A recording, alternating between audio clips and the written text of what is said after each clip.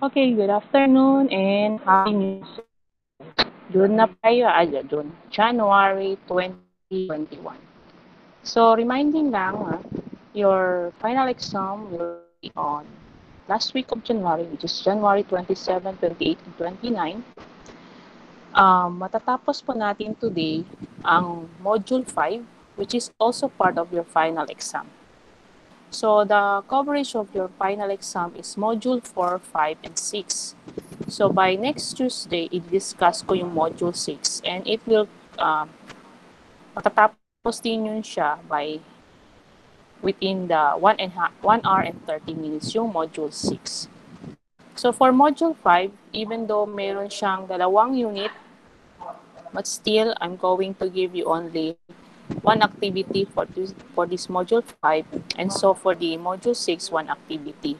So yung quiz 5, which is the coverage yung module 5, and yung quiz 6, the coverage is na module 6, will be given magkasabay na sila. Pero different link. Pero magkasabay ko silang ibibigay by third week of January before yung final week ninyo. And then yung mga hindi pa nakakuha ng quiz 4, I'm going to give the link by tomorrow morning and it will be available until Sunday. Anong Sunday? January 10. So hanggang January 10, available siya hanggang January 10 at 5 p.m. Okay, so sa Module 5, we will talk about the graphs in mathematics or mathematics of graphs. So we are going, we will have numbers used and operations in terms of graphs. Kaya nga siya, mathematics of graphs. So before we will go into tackle the Euler and Hamiltonian graphs and circuits, which is the main topic for our module today,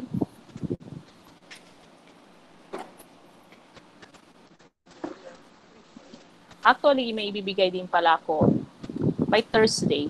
Aside from the activity, aside from the one activity that I'm going to give on Thursday, ibibigay ko din itong short video.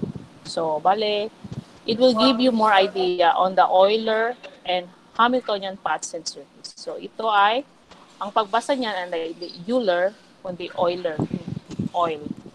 Ano yung pagbasa ng ito, yung Euler. So, Euler pong tagbasa niyan. So, ito yung link. So, ibibigay ko yung link by Thursday kasama ang ating activity. So, i-discuss ko later on yung inyong magiging activity for this Module 5. So, meron lang kayong isang activity for that, okay? Okay. So, before I'm going to discuss about the Euler and Hamiltonian, so we discuss muna natin ang graph theory. So, because they are under this theory, ang tawag doon is a graph theory. If you are a major in math student, malalaman nyo na ang graph theory is one subject. Hindi siya isang module, kundi one subject talaga. Because it is a branch of mathematics developed by Leonhard Euler, a Swiss mathematician who solved an 18th century problem solving involving the 7 bridges of Königsberg in Old Russia. It illustrates and analyzes connections. So, ito yung ating diagram. So, ito ay pwede ding tawagin nating graph. So, itong diagram, yung mga dots na ito, it represent person. So, meron tayong James, Heather, Juan, si Jared, si Lisa, and Amy. So, yung mga line segment that connecting the two dots, these are their connection on Facebook. So, ibig sabihin, si James and Heather, since meron tayong line segment, so they are connected on Facebook. Kasi ito yung ating representation ng graphs. While Amy and James, wala namang line. So, ibig sabihin, James and Amy are not connected on Facebook. So, yun na po ang ibig sabihin. So, basic muna tayo. Basic definitions, of graphs muna tayo. Okay. So, ganun po yung representations ng ating graph. So, what is a graph? So, a graph consists of vertices and edges. So, yung vertices are the set of points. Yan. While the edges are the line, segment, or curve. Yan yung edges. Yan. Pwedeng curve po. Gusto niya kasi curves or curves. So, they are the line, segment, or curves. So, ito ay isang graph because it consists of vertices and also edges. It can be used to illustrate huge connections such as social network in FB, flight destination of airlines, community garbage collection route, or even the computer system connectivity in school, like yung wireless connection, line connections, mga ganyan. So, we can create a graph on it. So, for example, we have here a table.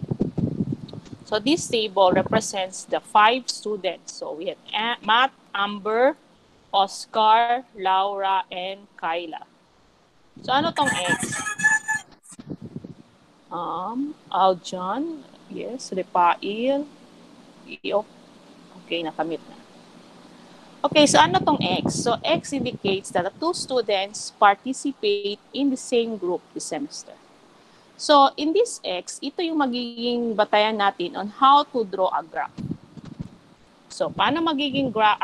Ano yung itsura ng graph natin galing dito sa table? Ito yung magiging itsura. Wherein, di ba, si Matt and Amber, meron tayong X nakikita. Hence, meron silang connection. Si Laura and Matt, meron ding X. So, therefore, meron silang connection.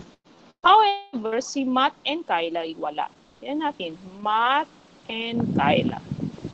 So, yan, wala ditong X. So, we will not create a line between Matt and Kyla. Kasi wala siyang X. So, ganun po yung pagkagawa ng line o ng graph. Through the table, we can create it since yung mga X indicating that the two students participate. So, i-connect natin silang dalawa. Okay, so yan po yung ating table. From the table, from the graph, or pwede natin gamitin yung table to answer these 3 questions. So, ano tong 3 questions? Which student is involved in the most study groups? So, yung study groups, yung may mas maraming line, connection. So, from that graph, makikita naman natin, si Amber yung may pinakamaraming line. In the table also, we can already see, si Amber ay may 3 X's. So, answer natin is Amber. Next. Which student has only 1 study group? Saan yung one study group lang? So, tingnan natin. So, nakikita natin si Kyla ay may isang study group lang. And so, in the table, study group ni Kyla, isa lang. So, your answer is Kyla. Next. How many study groups does Laura have? So, ilan yung kay Laura? We have 1, 2. 2 lines. So, meron tayong 2 connections. So, Laura shares 2 groups with the others. So, ganyan po yung purpose ng ating graphs. We can already see ano yung pwede natin i-answers for the specific questions. Okay, for example, this one. So, ang table na yan, so yung check, indicating na may direct flights ang dalawang cities of each country. So, ito yung magiging ating point, graphs. As you can see, si Brunei, sa table, ay walang check or there are no direct flights among the other cities of each country. Therefore, wala tayong makikitang Brunei na pangalan sa ating graphs. Pwede naman tayong lumagay nito ng Brunei kung gusto nyo. Yan, o Brunei. But wala siyang connection. Kanya lang siya. It's not part of the graph, the connected graphs. So from there, from ating graph, pwede na natin ma-answer which city has the most direct flights. So nakikita natin si Manila ang may direct flights na marami. Si Manila man din talaga ang maraming lines. O yan. Therefore, answer is Manila. How about the least? Obviously, may makita tayong Macau. Isa lang. So si Macau lang din, nag-iisang may line. Therefore, we can answer already that Macau has the least direct flights. Okay.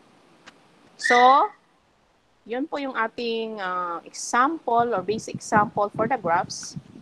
And we have also here a definition. So, yung definition since it is self-explanatory, so just read it. I already gave the lecture ahead of time, noong December pa, para may gagawin kayo, may babasahin. Okay? So, these are the different definitions that we can use in this topic, in this module. Okay. So, I'm going to discuss now the examples of graphs. So, the different examples. So, we have the null or disconnected graph. So, sinabi dito, the degree of each vertex is 0. So, ano tong degree? Ang degree na ito ay line. Line ang degree. So, kung ilang lines meron connected sa kanya, yun po yung degree ng isang vertex o isang point. So, since yung vertex or degree of each vertex or each point is 0, ibig sabihin walang line yung point na yon. So, example of the null or disconnected graph is this one.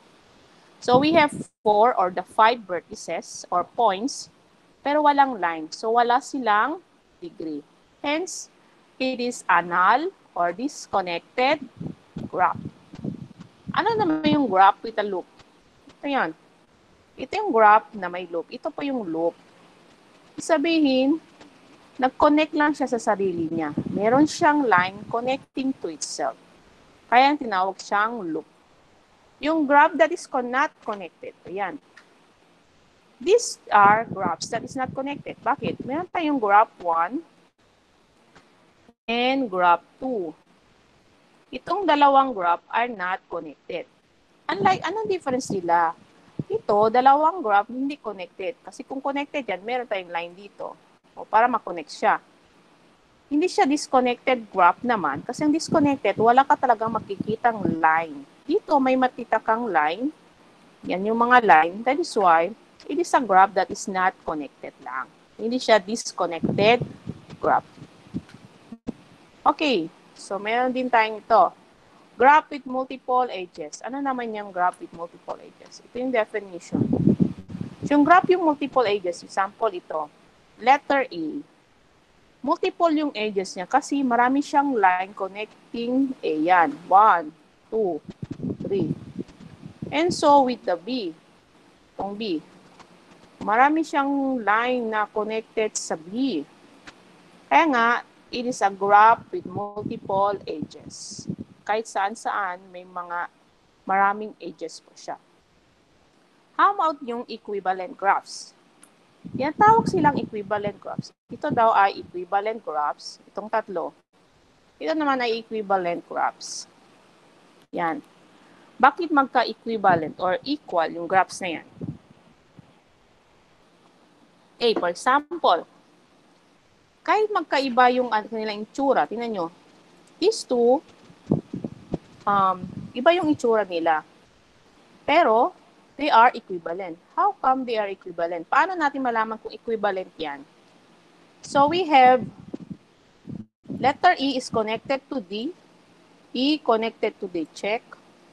E connected to C, okay, check. C connected to A, okay, check. E connected to A, okay, check. E connected to B. Okay, check. D connected to B. Okay, check. Lahat na ba? O, na-check na natin na lahat pala ay magkaparehas. Connected yung mga vertices the same. Hence, yan po yung sinasabi natin, equivalent graphs. So, parehas sila.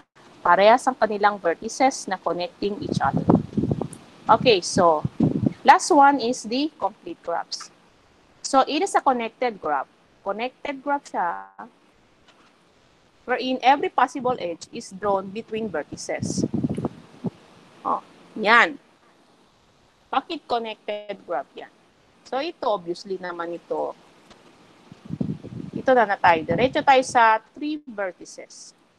K3. Yan. Is this a complete graph? No. This is not a complete graph. Kasi sinabi, every possible edge is drawn between vertices. Meron pa tayong dalawang vertices, ito dito, na kailangan natin i-connect.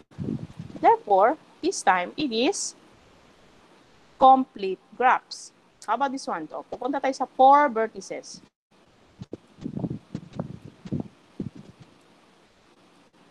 Lagay ako ng line. Is this a complete graph? No. Kasi meron pang vertices dito na pwede natin i-connect dito. So, complete na ba yan? Hindi pa rin. Kasi meron pa tayong vertices dito na pwede natin i-connect dito. Kaya, this time, connected na lahat ang mga vertices. Therefore, this time, this is now a complete graph. So, yun po yung ibig sabihin ng complete graphs. Okay, so, we're done with the basic definitions of graphs. Now we go to the Euler paths and circuits. So, ano yung Euler paths? Ano si Euler circuits? So, yan. Discuss natin yan. So, we will continue first with the Euler circuit. So, Euler circuit is a closed path. Anong ibig sabihin ng closed path? If you must start and end same vertex. For example, pag nag-start ka sa letter A,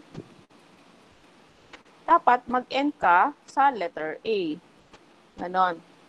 Pag mag-start ka sa letter B, dapat mag-end ka sa letter B. Ano pang ang definition ng circuit? Euler hindi pa tayo sa Hamiltonian. So, uses every edge. So, si Euler, focus niya ay edge. So, paano malaman pag circuit? Circuit is start with A, end with A. Dapat parehas. Ano pa? Use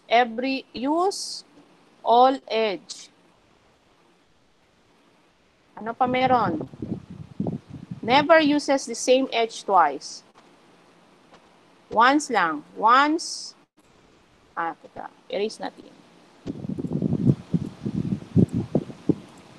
Use edge once.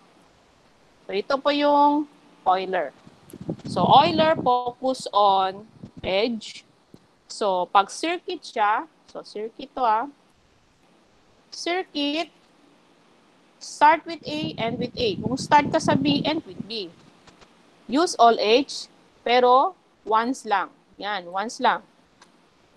Okay, with this example, ito yung graph natin.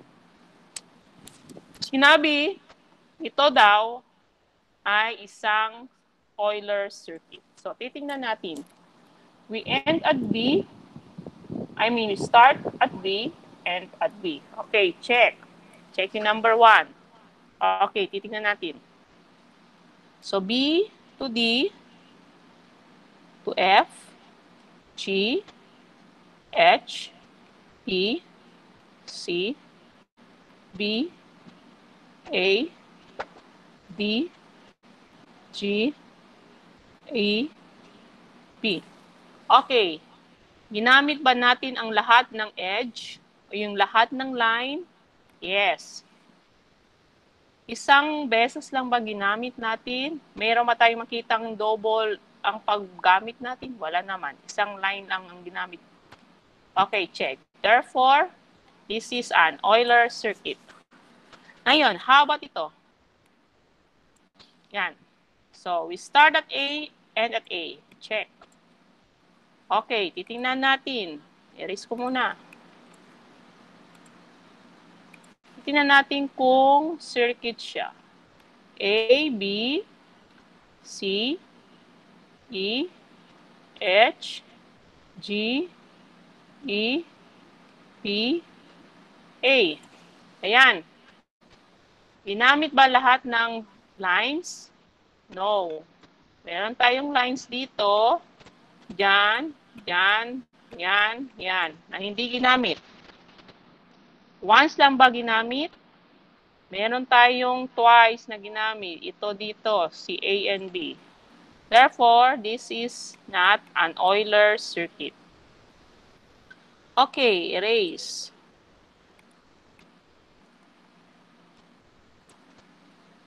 How about yung last one? This one. So, start with A, end with A. Check.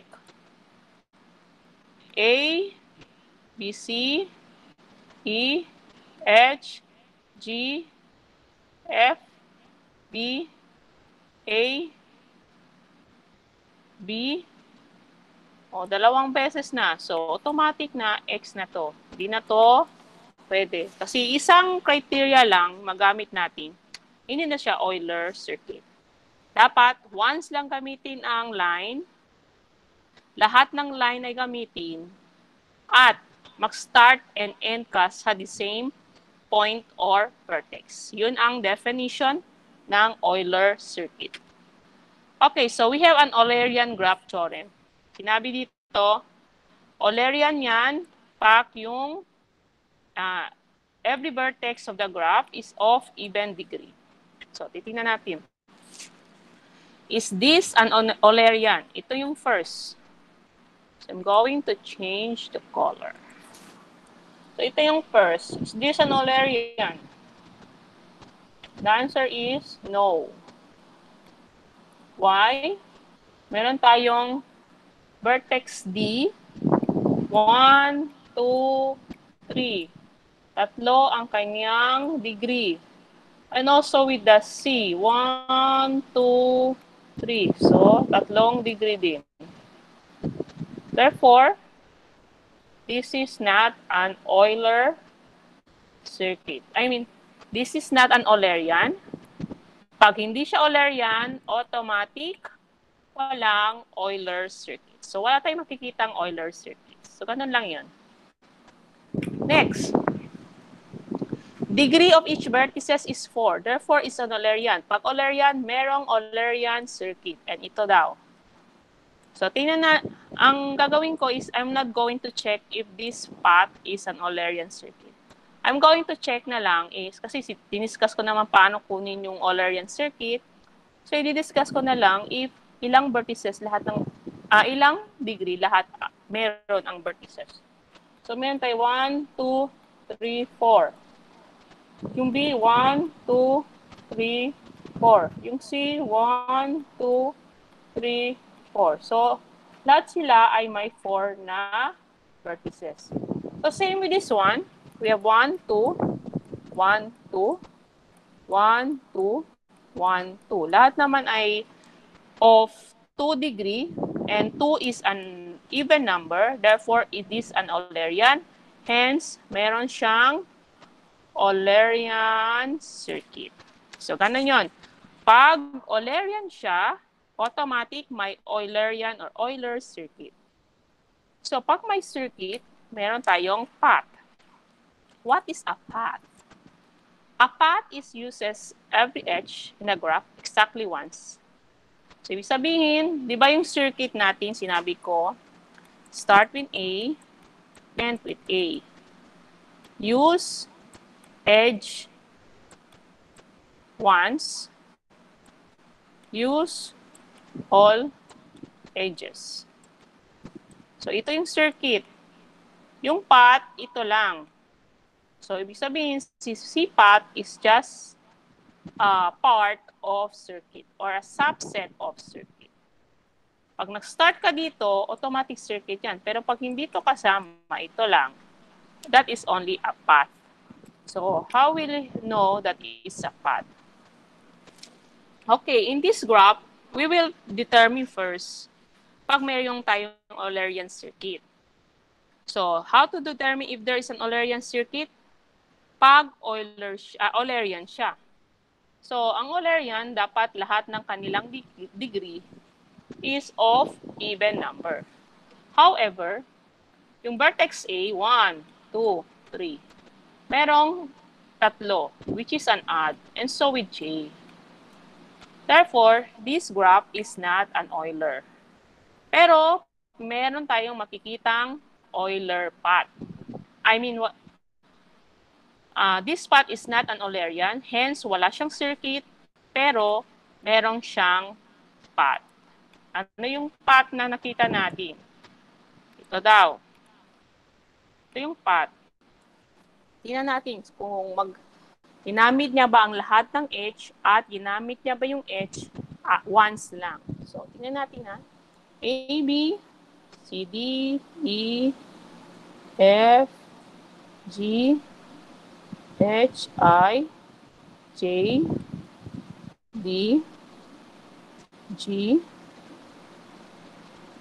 A, L, K, G. Okay, all of the edges are used and it was used only once. Therefore, it's a path. And it's an Euler path.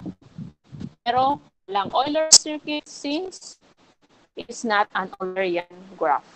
Okay? That's for Euler. So, yung Euler path, kayo na po yung magbabasa. Euler path theorem. So, I'm going to focus on this one. Ano tama? Baka na to. Ito ang didiscuss ko kasi ito ang part ng inyong activity that will be uploaded on Thursday. So, the activity to be uploaded on Thursday have two items. One of the item is this one. The same talaga dito. So, anong gagawin natin? So, you're going to draw a graph daw. Yan, mag-graph ka using the floor plan. Wherein, the vertices are the rooms, the edges are the doorways. So, lalagay ko ng dot. Yan. Yan ang gagawin ninyo sa inyong activity. And then, the line segments are the doorways. Yan.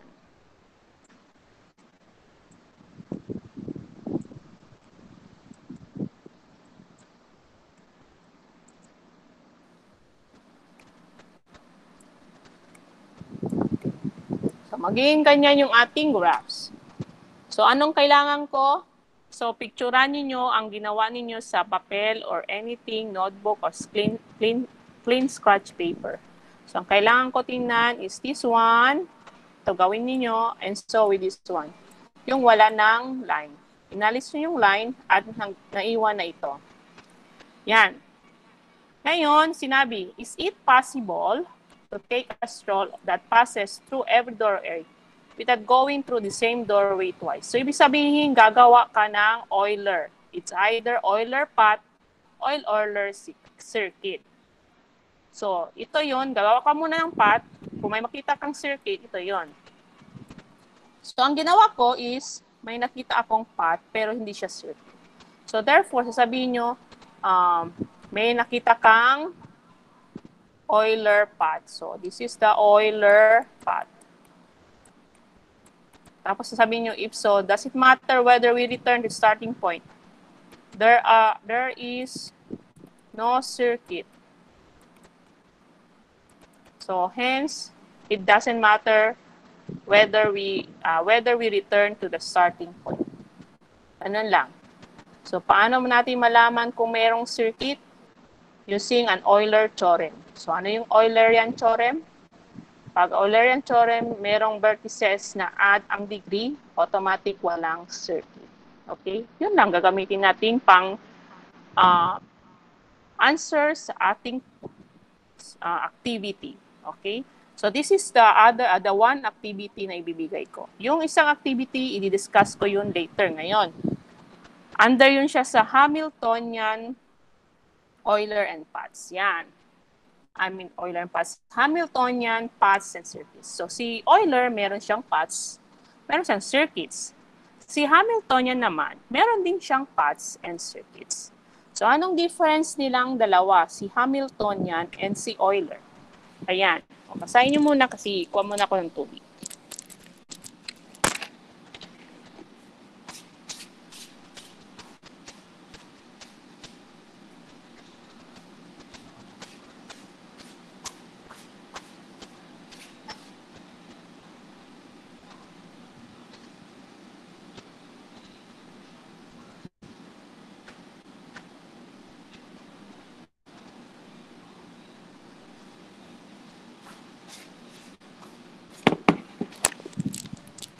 Okay.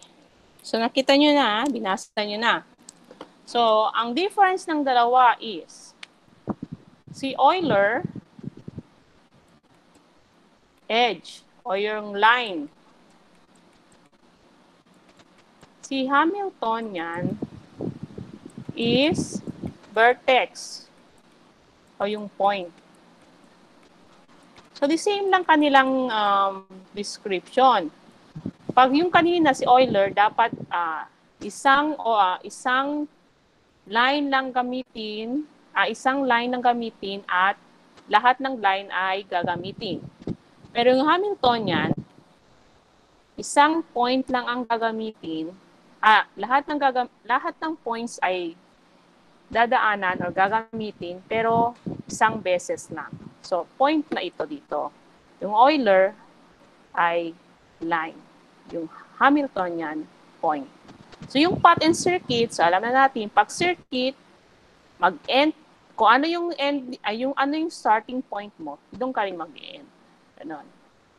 Okay, so titingnan natin. So, Dirac's theorem, di-discuss natin yan during an example. Okay. So, ito na. Determine whether the graph is Hamiltonian or not. So, gagamitin natin si Dirac's. So, meron tayong 7 vertices. Yan. Yan yung mga vertices. So, divide by 2 natin. Ito kasi yung Dirac's theorem and divide by 2 or ilang vertices meron, divide by 2. So, we have 3.5. Dapat ang degree ng vertex natin, each vertex must be equal or greater than 3.5 to agree with the Dirac's theorem. So, sinabi, vertex A is of degree 2. O, dalawa lang kasi yung line. And it is less than 3.5. So, nag-disagree sa Dirac's theorem at sinabi niya na itong graph is not an Hamiltonian. Pero minsan kasi, mayroong kasing case na si Dirac's theorem ay nagko-contradict or is not applicable to all graphs. So, pag nag-disagree ka na, try to check, double check na lang, create a path or a circuit kung pwede kayong kumuha ng Hamiltonian circuit. So, for this example, nag-contradict siya kay Dirac's na ito pala ay isang Hamiltonian ito pala ay Hamiltonian. Pwede kayong makukuha ng circuits. Ano tong circuits? So, sinabi, ito daw. Yan, check natin. Fix ko muna. So, we have A, B, C, E, D, F, G, A. Pag Euler yan, automatic sabihin nyo, ma'am, hindi ginamit si B and F. Teka. Pag Euler yan, sabihin nyo, ma'am, hindi ginamit si B and F. Si B, E, si E, F. Isa ka si C, D na. Line kasi yan. Euler lang yan. Ang dinidiscuss natin dito today is the Hamiltonian. So, ang focus natin is the vertex or the points. Did we use all of the points? A, B, C, E, D, F, G? Yes. Isang beses lang ba ginamit yung point A? Paano natin makita niya isang beses? Tingnan natin dito. A, B, C, E, D, F, G. Yes, isang beses. Nag-start ba at nag-end sa the same point? A, A. Yes. So therefore, that is an Hamiltonian circuit. So kanon po yung Hamiltonian. Point po yung tinitingnan natin, not the line. Okay? So that is an Hamiltonian circuit. How about this one? So we have 10 vertices. So 10 divided by 2, we have 5. Dapat i-check natin na lahat ng vertex ay greater than or equal to 5. So, nakita natin na lahat sila ay greater than or equal to 5. Therefore, this is a Hamiltonian's graph. So, pag Hamiltonian graph siya, meron tayong makikitang circuit na Hamiltonian. At ito daw, si Manila, going to Tokyo. So, kayo na mag-check niyan. Okay, so, kayo mag-check para makapractice kayo kung ano talaga yung sinasabi kong Hamiltonian circuit. Okay, so we discussed the Hamiltonian circuits, Hamiltonian paths. Ngayon, pupunta tayo, under dito is the weighted graph. So, ang weighted graph, obviously, weights. So, ito yung mga edge ng graph na may associated na value called weights. So, meron tayong dalawang algorithm na gagamit, greedy and the edge picking. So, yung definitions na the difference between the greedy and edge picking, so kayo nang magbabasa niyan kasi mas gusto kong i-discuss yung kanilang comparison with an example. So, example lang i-discuss ko.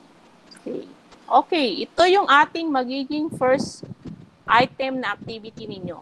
Kaya, please, focus. Pakinggan mabuti, ha? Kasi ito yung ating one of the items for your activity. So, ito yung yung isang first item, yung second item, yung kanina, yung floor plan. Yung gagawa kayo ng graph, titingnan kung merong path o merong circuit na Euler. Ayon, ito naman, si greedy and si edge picking. Okay. Meron tayo si Aaron, si Carol, si Eric, Donna, Bell, and Faye. What is this number? These numbers are the weighted of the edge. The distances in kilometers. So, ang question nito, if Aaron, so start ka daw kay Aaron, wants to visit each of his friends' house exactly once, what is the shortest route? So, shortest route ang kailangan niya. So, gagamitin natin si greedy muna. Okay, si greedy. Pag greedy ang algorithm na gagamitin, pag sinabi mag-start ka kay Aaron, doon ka kay Aaron mag-start. Pag greedy ka, so ako ng call. Aaron. Kay Aaron, ano yung mga edge? We have 12, 1, 4, 5, 13. So which among the 5 numbers is yung pinaka mababa? Diba yung 1? Therefore, yung iba i-erase. So, ang gagamitin natin ay si Aaron and Bell. I-erase natin para maklap. Yan. Next. Galing kay Bell, ano yung maliit? 11, 2. Hindi na natin gagamitin si Aaron, ha? Kasi ginamit na yan.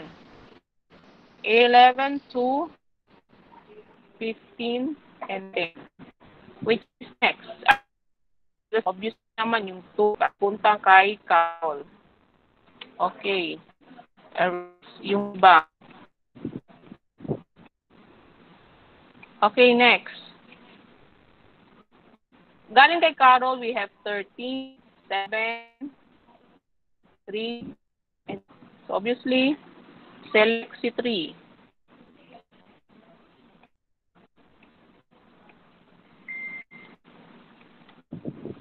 Si 3. Galing kay Donna, ano? Wait. Okay. Galing kay Donna, we have 10, 14, 4, and 9. So, obviously, 4. Pero take note pag pipili ko na si 4, so ibig sabihin, babalik na ako kay Aaron. So, magko-close na siya. Ang ginamit pa lang natin, dinaanan pa lang natin ay si Belle, Donna, and Carol. Meron pa si Fe and si Eric. So, obviously, i-erase natin si 4. Hindi natin kailangan si 4 kasi uuwi na tayo or babalik na tayo kay Aaron. Meron pa tayong dalawang friend na kailangan natin bisitahin. So, sino ang dalawang ito? So, automatic, wala na din ito 10. I-erase natin si 10 kasi babalik kay Belle. So, it's either going to Fe or going to Eric. But since si Eric ang pinakamaliit, so ito yung kukunin. So, erase si Fe. So, si Fe na lang yung kulang. So, ito nang kukunin. And then, uwi na po tayo kay Aaron. So, ganun po yung greedy algorithm. So, and then, nandun ang ating path or circuit. And then, get the value. We have 1, 2, 3, 9, 6, 12, and we have 33. So, yun po yung ating 33 kilometers using greedy algorithm. Now, we will use the edge picking. So, sa edge picking, kaya nga tinawag na edge picking. Pick natin yung pinakamaliit na edge. So, we have 1, sunod, 2, 3, 4, 5, 6, 7, 8, 9. Okay, unahin natin yung 1. So, pili ako ng ibang color. Red na lang. So, we have 1. We have 3. Yan. Kung pipiliin ko yung sunod sa 3, which is 4, babalik ko kay Aaron. And dapat, lahat ng ating vertices friends, ay mabisita ko. So, erase ko na po si 4. Hindi ko na 4. Okay, what's next? 5. Where is 5? Si Eric, i-close natin kay 5. Take note pag kukunin ko si 5, paano si Fe? Saan i-connect natin kay Fe? Ang lalabas dito is, ganito na yung ating diagram. Wait lang. Aaron, Carol, Fe, Eric, Belle, and Donna. So, meron tayong ganyan. Yan. Ganyan ang ating graphs. Pag pipiliin ko si Eric, paano si Fe? Saan natin i-connect si Fe? Pag pipiliin ko si Eric, wala tayong choice kundi i-connect natin si Fe and Donna with Eric. Ganyan. So, magiging ganyan siya. So, titingnan natin. So, kukonek ko ito dito, pati si Donna.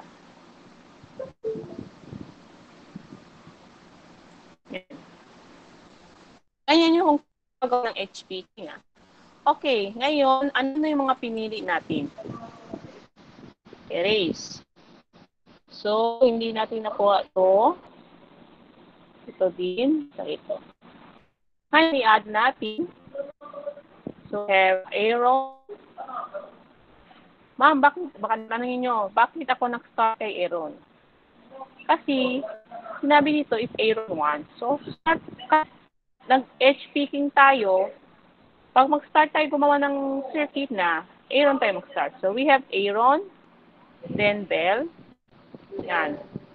Then, to Carol, then to Donna, then to Fe, then to Eric, then to Aaron. Ayan.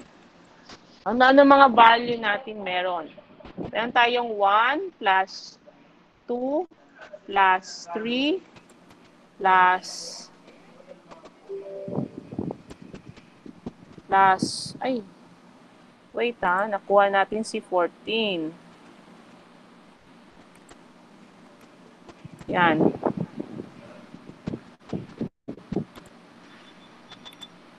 Ay.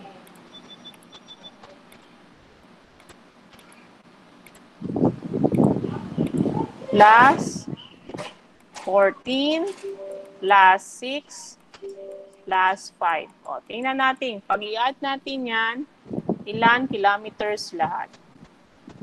So, we have 1, 2, 3, 14, 6, plus 5. O, tingnan nyo. 31. So, 31 ang kilometers using H-picking. How about yung sa greedy? 33, di ba? So, mas maliit si H-picking. So, ano sinabi to? If Aaron wants to visit each of his friends exactly once, what is the shortest route that he must take? So, the shortest route that he must take is 31 using the H-picking algorithm. Ganun po yung answer natin Aside yung pagdodrawing, the shortest route that he must take is 31. Ano yung 31? Nandito naman, in kilometers. 31 kilometers using the H-picking algorithm. So, yun po ang magiging activities ninyo. Yan. Ito. So, number 1, ito na yung gagamit kayo ng H-picking, 10 points. 10 points din sa greedy and 10 points din sa ginawa nyong graph. So, number 1 is 30 points. And number 2 is 5 points, 5 points, 10 points. Yan. So, all in all, 40 points. 40 points po lahat. So, gagamit kayo ng H-picking and greedy algorithm. Okay? So, any questions po regarding sa Euler and Hamiltonian circuits? I-upload ko to on Thursday sa Google Classroom. And the deadline for that is January 17. So, question regarding sa activity. None? I guess no questions. So, meron pa tayong time. So, i-discuss ko lang muna tong graph coloring. So, graph coloring will take me 10 minutes to discuss this one.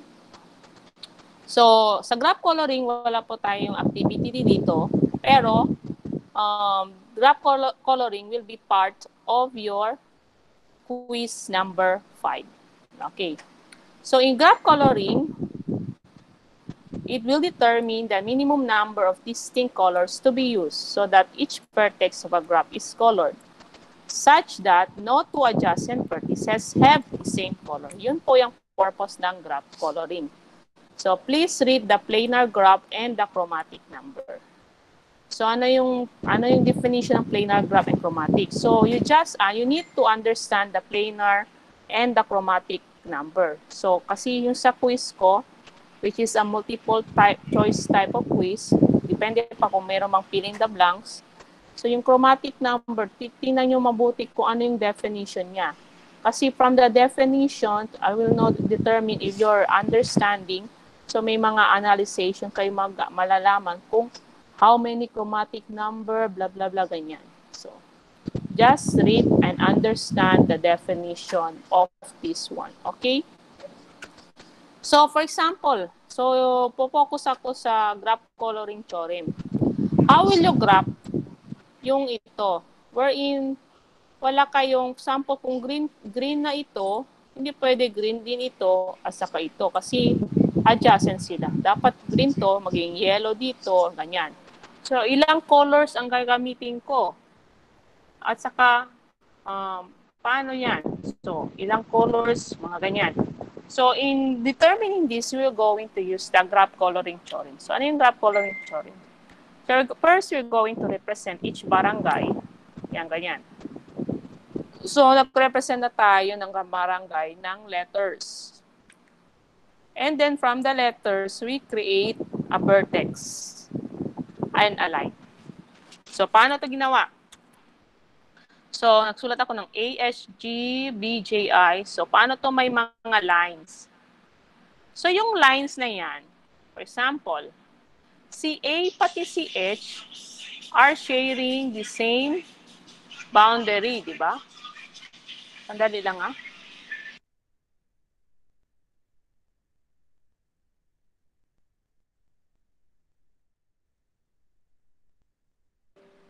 Okay, so for the letter A and H, since they are sharing the same boundary, which is this one, so meron silang line.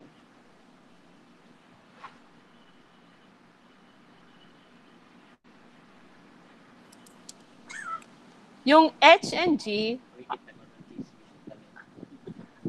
are sharing the same boundary, therefore, meron silang line. Yung A and B are sharing the same boundary, kaya meron siyang line. Yung A and H, B and H are sharing the same boundary, kaya meron siyang line. So, ganun yun. Bakit may mga line yung mga vertices? Okay, after we create the line, ngayon, ang graph coloring daw, ang ibig sabihin, pag connected sila, dapat magkaiba yung kulay nila. For example lang highlighter gamitin ko. If I'm going to yellow the letter A, hindi pwede magiging yellow si H kasi connected sila. Pwede si J ay yellow. And then, pag yellow to, yung connected sa kanya ay hindi yellow. Pwede si G. And then, pag yellow to dito, hindi na pwede to yung yellow. So, pwedeng si E, yellow natin. And si C. Yan.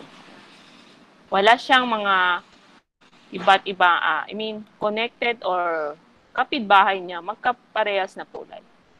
Okay, we will select other one. Kung mag-blue ako dito sa H, ang blue niya can be B? No. Meron kasing line si B sa kanya. So, hindi siya pwede. Pwede si I and ano pa? Pwede ba si F? No. Oh, yan lang. Ngayon, dalawang kulay na ginamit natin. So, since meron pang B, D, and F ang wala, so we can still use other color. So, ibig sabihin, for this graph, tatlong kulay ang ginamit natin. So, yan po yung ating mga kulay. So, ibig sabihin nito, si letter A, J, G, C, E are of the same color. Tingnan natin. A, J, C, E, G are of the same color. Ay, sorry. Correct. The same color din ang H and I. Bakit H and I ko are the same color?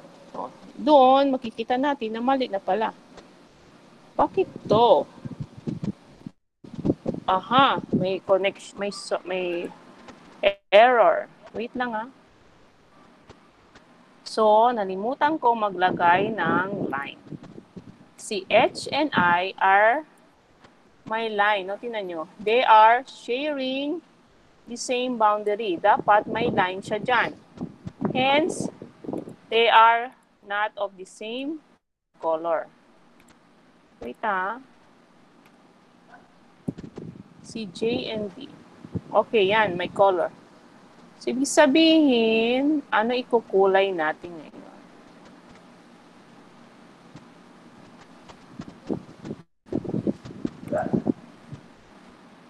race ko to. Pwede din blue. Pwede din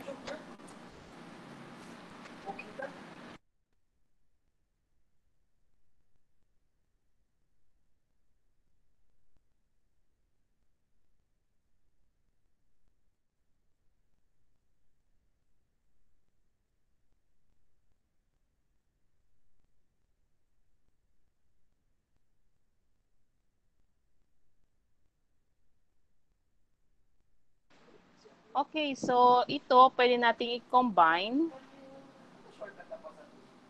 Ngayon, tingnan natin na dapat si H and D ay pareho. H and D, pati si F. So, pwede nating ikulay din natin dito si F. So, itong dito ay violet. Si B and I are of the same color. Ayan. So, ganon yung pagkagawa natin ng kulay.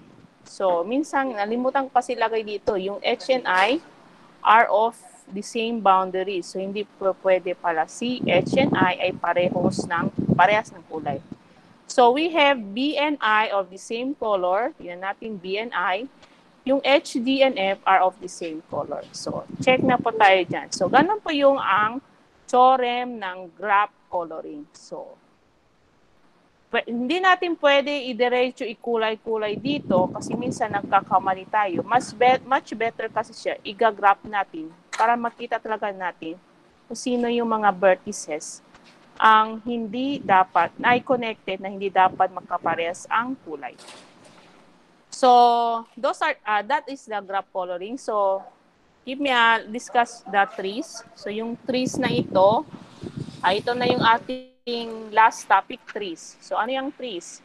So, these are the mathematical structure, which is a type of graph which has the following properties. So, undirected siya, connected, and acyclic. So, dapat itong tatlong properties na ito ay ma-achieve para magtawag siyang trees. Okay, so undirected, connected, and acyclic. So, any question? So, ito yung link nito ay 3rd week of January na lang. Kasama ang quiz number 6, yung last quiz. So, discuss ko muna yung quiz, yung module 6, before ko ibibigay yung mga quizzes ninyo. Kasi kailangan ko i-discuss muna before yung quiz. Okay, question po tayo. Question? Any questions? Ma'am? Yes, oral ba? Oral ba? Sino yun? Oral ba yun? Yes, Hindi oral ba? ng link, ma'am, yung Ano yun? yung sa quiz 4, ma'am, yung link, nag-send na po kayo kanina, no, ma'am? Yung quiz for, parang wala pa. Tomorrow pa morning. Wala pa, ma'am. Pero na-take, okay na yun, ma'am, pag na-take na yun, ma'am. Okay yung na. sa last, yung, pa kasi 2021, ma'am. Okay, Kasi thank you, may ma'am. binigay ako nung December, baka meron kasi may na-receive ako nung mga December 21. I don't know if that's your classmate or baka batch. Hindi nila ma-open, mga nun. So, I'm going to give another chance for the others to take the quiz.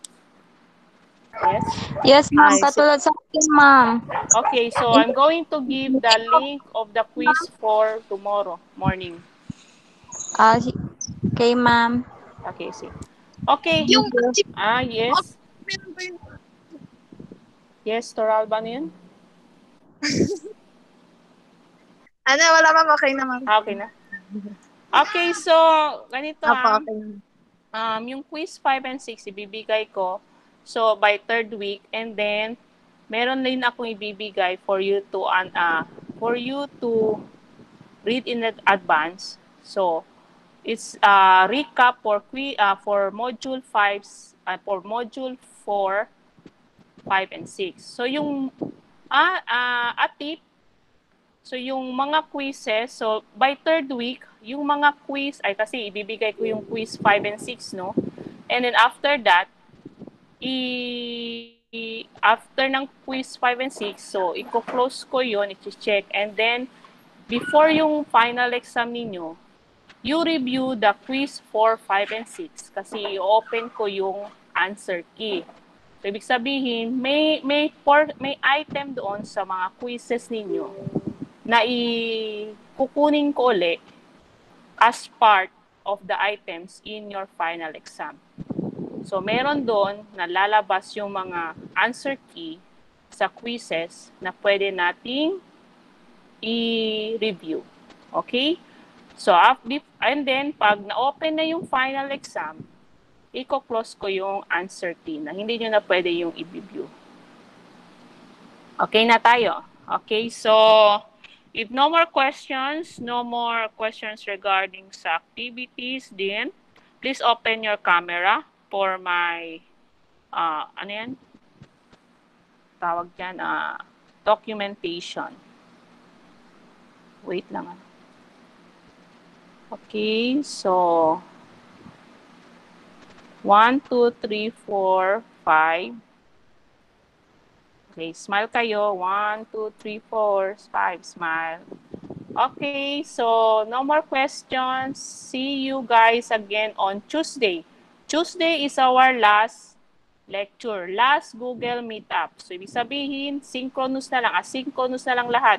Go to the Google Classroom, Messenger, and everything else. So, yung final exam, I will try to, kung may time pa tayo, i-review. Kung may question kayo, i-review. And then, I will open the answer key for the quiz para ma-review ninyo. So, ibig sabihin, pag i-open ko na yung answer key ng quizzes natin, wala na po akong make-up quiz na ibibigay. Kasi ino-open ko na yung answer key ng quiz for you to prepare for the final exam because merong part doon na kukunin ko ulit as gawin kong part ng item ng inyong final exam. So, yun po yung ating deal. Okay? So, if no more questions, see you guys on Tuesdays. Stay safe. God bless. Bye-bye. Bye, ma'am. Bye, ma'am. Thank you, ma'am. Happy New Year. New Year. Bye-bye. Happy New Year, ma'am. Happy New Year.